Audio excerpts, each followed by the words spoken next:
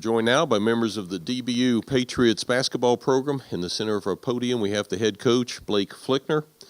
On the far side, we have Ricky Lujan. Ricky's a graduate student guard from Las Cruces, New Mexico. On the near side, we have tournament MVP Xavion Brown.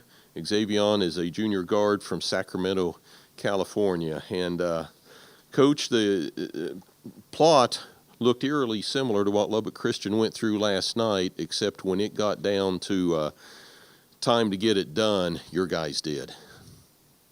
Yeah, they stepped up big. This guy in particular made some really big plays on both sides of the ball, scoring the ball and really locking up. They were trying to force a switch and get him off of them, and he just busted through the screens, and then he was there to defend and make some huge plays and traffic rebounds.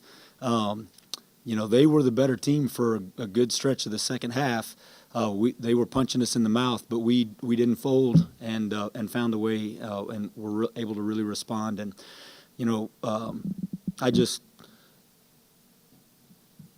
before this weekend, I had never won a game in this building.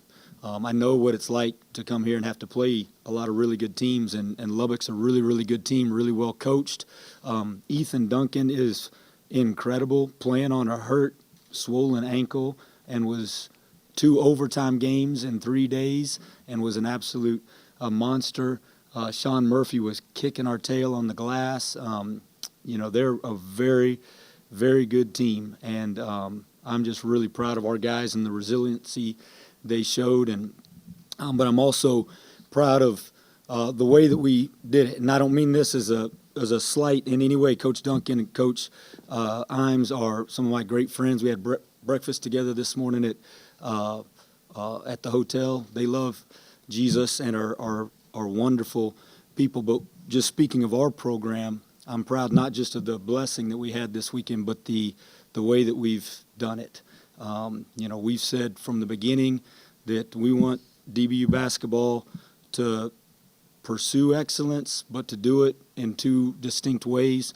One, doing it with integrity, within the rules and doing things the right way. And 2, by discipling and mentoring players in the Lord and trying to give him glory. And, we're getting ready for this weekend. It's March Madness. We got film, and we're doing Bible studies about, how to grow as men. And, we laugh and joke about not very many other people are doing this right now, but we're talking about how do we redeem our manhood when it comes to our worldview and our sexuality and our vision for life and what God's calling us to. And so I'm really proud for our program, not just for the blessing of this, but for the way that we went about it, and really proud of these guys and the effort that they've done, the way they've stuck together.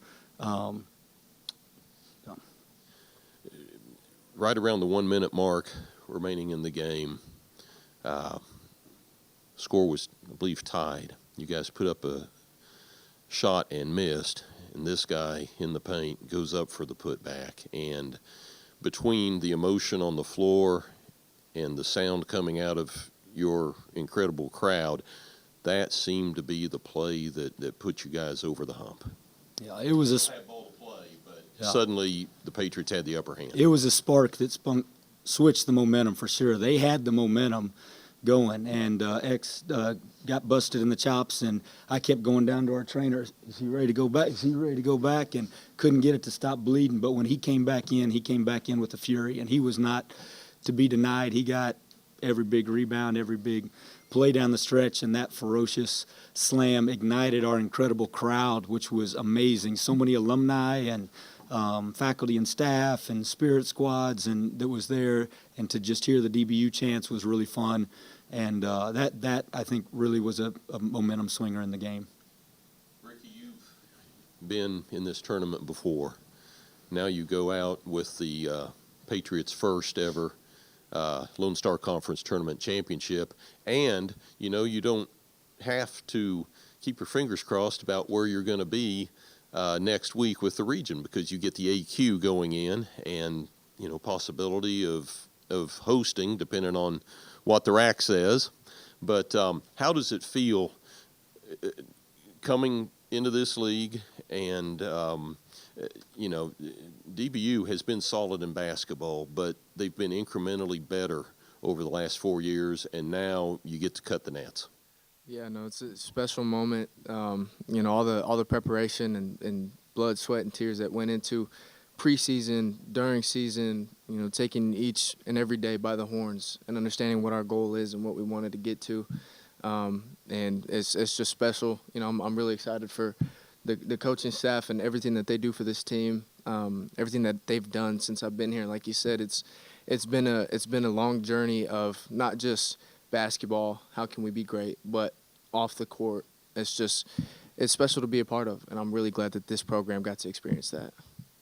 Coach, congratulations again. Two stats that stand out, 52 points in the paint and 31 off the bench. Talk a little bit about how your depth really proved itself tonight. Yeah, that's been an important key for us all year, is trusting our bench and them coming out and producing, trying to play harder. And in order to do that, guys got to get rest, and guys got to come off the bench and be productive and do things. And our bench, 31-1. That's a big difference, and I think that's a huge key. And if you just even look at the plus minuses on the box score, we won minutes with our bench, and that's really, really important. Sometimes there's a big drop off when you go to your bench. And then we just talked about how important it was to play downhill with force. I think we've got some really good shooters on our team, but physical, really good defense, tournament style. You got to win the battle in the paint. And 52-22 in the paint was a real key to the game.